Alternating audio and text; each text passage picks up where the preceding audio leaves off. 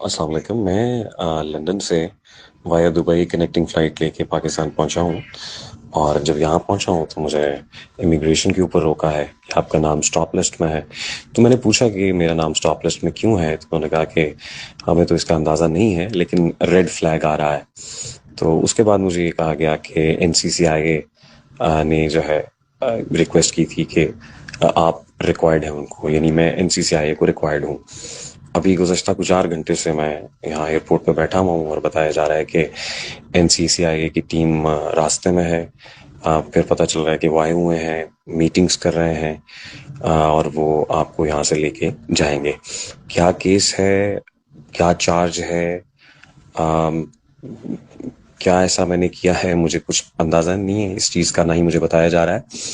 और मैं ज़ाहिर है इदारों का एहतराम करता हूँ। मेरे मेरे वतन अज़ीज़ के इदारे हैं, मेरे मुल्क के इदारे हैं। बतौर मुहिब वतन पाकिस्तानी मैंने हमेशा एहतराम किया और अब भी करूँगा, और मैं as much cooperate as possible मैं करूँगा। लेकिन मुझे पता तो जाए ना कि प्रॉब्लम क्या है, मसला क्या है।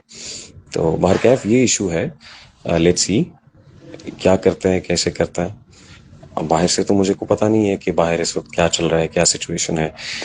आ, मैं हॉलीडेज पे गया हुआ था लंदन, और लंदन से वापस आया हूँ और यहाँ आया हूँ, तो ये इस वक्त सिचुएशन मेरे साथ बनी हुई है।